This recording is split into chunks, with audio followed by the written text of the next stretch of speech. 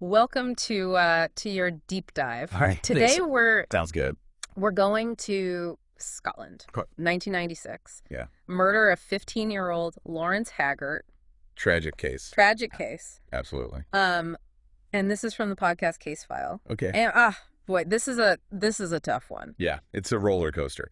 It is. Haggart case is really a stark example of how an investigation can go completely off the rails and have really devastating consequences. Yeah. So Oh. Lawrence was a rising football star. Yeah. He was on the Scotland's under-15 national team. Huge potential. Yeah. I mean, just a kid. Tragically cut short Yeah. by this brutal attack in his own home. In his own home.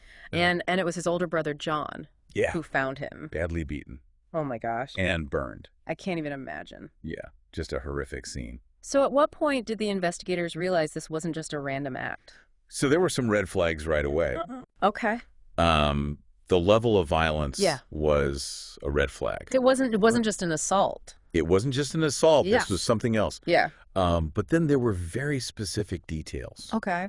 almost ritualistic details at the crime scene. Like So the numbers 110 were carved into Lawrence's shoulder. carved. Carved, Oh, my God. likely with a key, Wow. and then written in ink on his palms.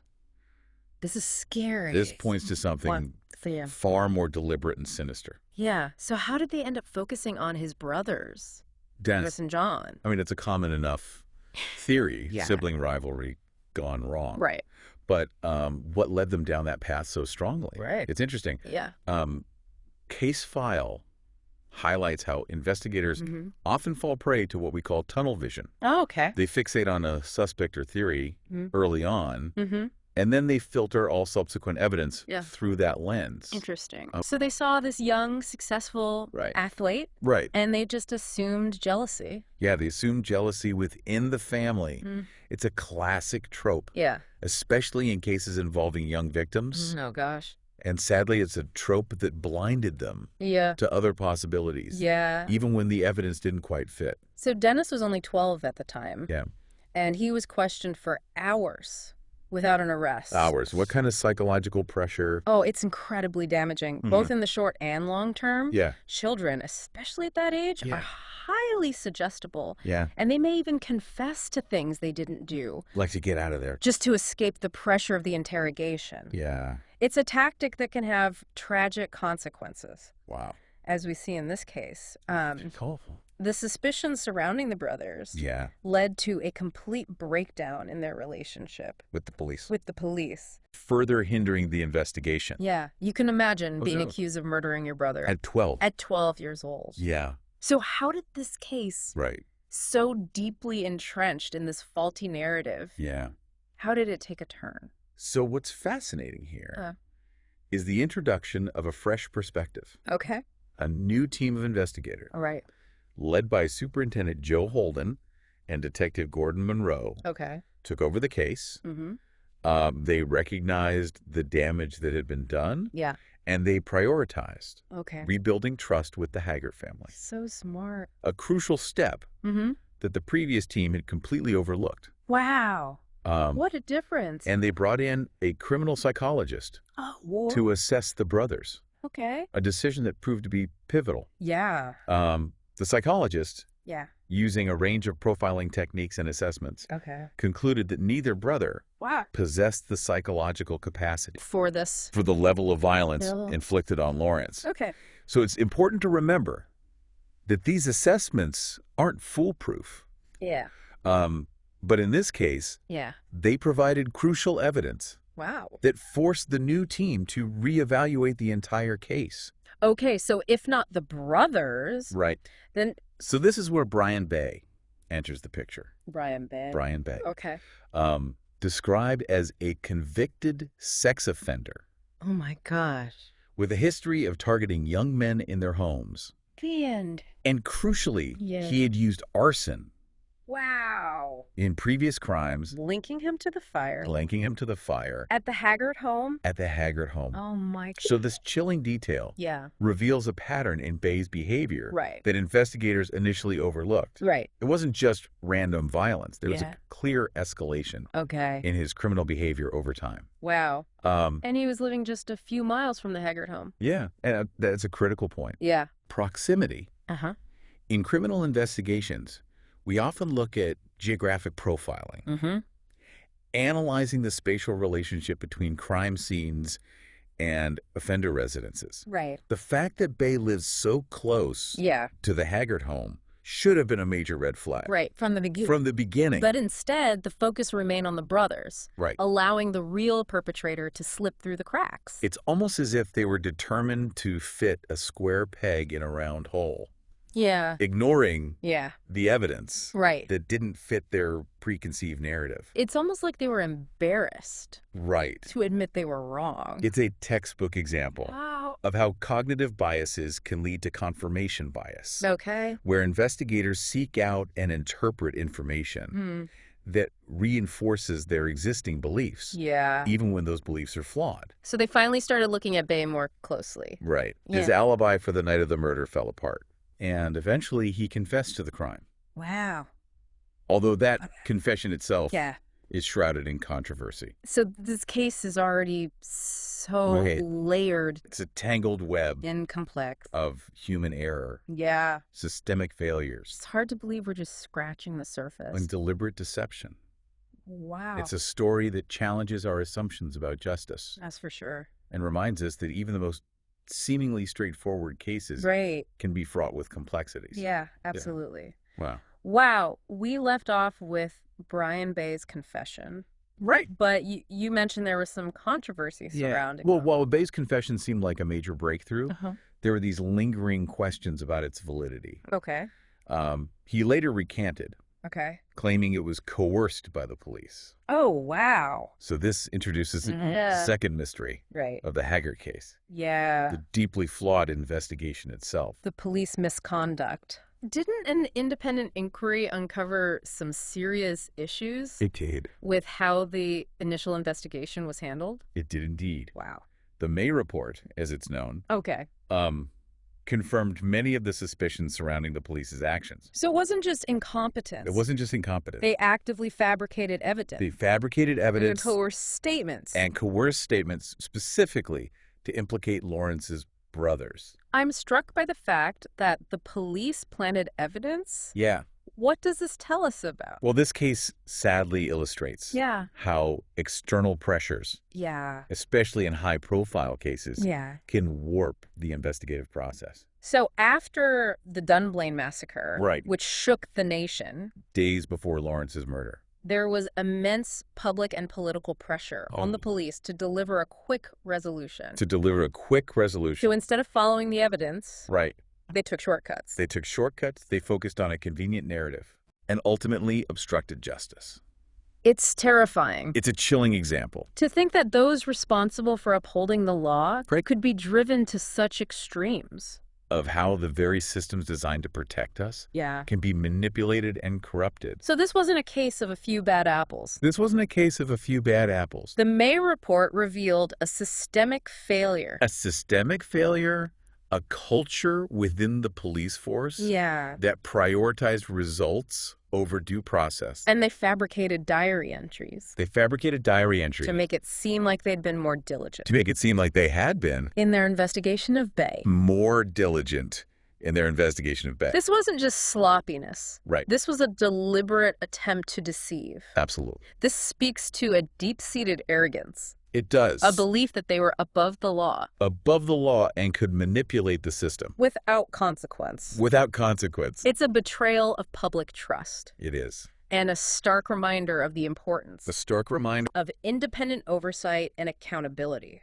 Right. within law enforcement. Absolutely. And if they were willing to fabricate diary entries, Right. what else might they have been willing to do? That's the most disturbing aspect of this case. Yeah. We can't fully untangle the truth. Right? Did Bey's confession, Even if coerced? even if coerced, contain any grains of truth. Were other pieces of evidence overlooked? Were other pieces of evidence overlooked or deliberately suppressed? Yeah. The damage done by the initial investigation? It makes it impossible to know. Makes it impossible to know for sure. The podcast also highlighted the role of the media in this case. Right. While they brought attention to the crime, They did. they also contributed to the spread of speculation Yeah. about the brothers' involvement. The media's role in criminal cases is always complex. Yeah. While they can be instrumental in holding authorities accountable and advocating for justice, Yeah. there is a danger of prioritizing sensationalism over accuracy. The rush to judgment, the desire for a quick resolution, can often lead to the spread of misinformation And damage innocent lives. and damage innocent lives. While responsible reporting is crucial, It is. isn't there also an argument for the media's role Absolutely. in holding authorities accountable, Yes. The media plays a crucial role as a watchdog, especially in cases of misconduct like this? shining a light on injustices and demanding accountability. Yeah. However, Yeah. that power needs to be wielded responsibly Right. with a commitment to verifying information and protecting the privacy and reputations of those involved. So it's a delicate balance. It's a delicate balance. Yeah, you need public awareness and scrutiny, You need public awareness but you also need to safeguard against undue prejudice. and the spread of harmful rumors. The Haggart case. The Haggart case serves as a cautionary tale Yeah, for both law enforcement and the media, highlighting the potential consequences highlighting the potential consequences of tunnel vision bias. of tunnel vision bias and the prioritization of expediency over due process. Let's talk about the fallout from the May report. Okay. Were there any meaningful consequences Send for the officers involved in the misconduct? Not to the extent that many, including Lawrence's father, Larry Haggart, Yeah. felt was warranted. Did anyone face disciplinary action? Some officers were transferred, Okay.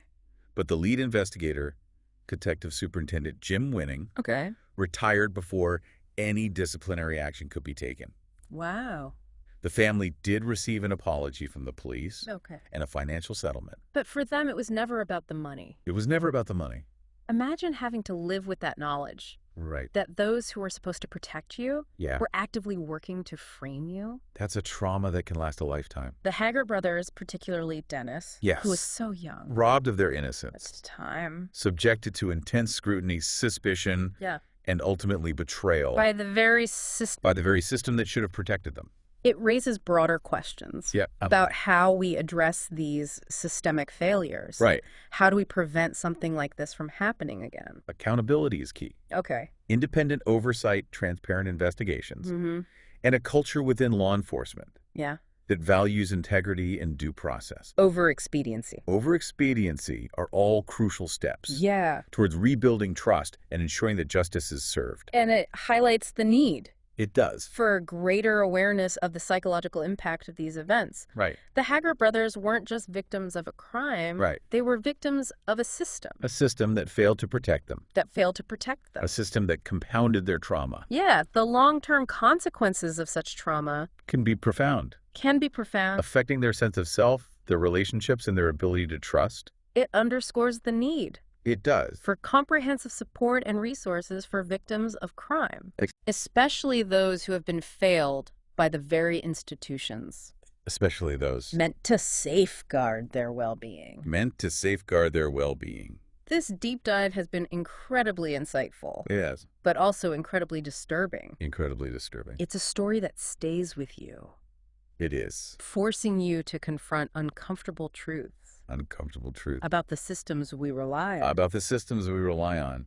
It's a case that challenges our assumptions about justice, Yeah, reminds us of the fragility of truth, that's for sure. and compels us to demand better from those in positions of power. We'll delve deeper into the aftermath of this case Okay. and the enduring quest for justice when we return. Right. So we've been unpacking this incredibly complex case. Yeah. A story not only of a terrible murder, Right. but also of a justice system gone awry. Yeah. A system that failed. It makes you wonder about the ripple effects. Absolutely. You know, Beyond the immediate tragedy. the case file episode touches on something. Yeah. Particularly disturbing. Okay. Years later, one of Brian Bey's nephews Okay. came forward with allegations of sexual abuse. Oh my gosh. That's heartbreaking. It adds another layer of tragedy Yeah. to this already horrific story. It really does, and it demonstrates that the impact of these crimes extends far beyond the immediate victim. Absolutely. You know, it creates a web of pain and trauma Yeah. that can span generations. It can? It makes you think about all the lives touched by Bey's actions. Yeah. The silent suffering. The silent suffering. That may have gone on for years. Right, and just the courage it takes for victims to come forward and share their stories. It's just awful to think about. Absolutely. This case is so heavy with darkness. It is. It would be easy to lose sight of any hope.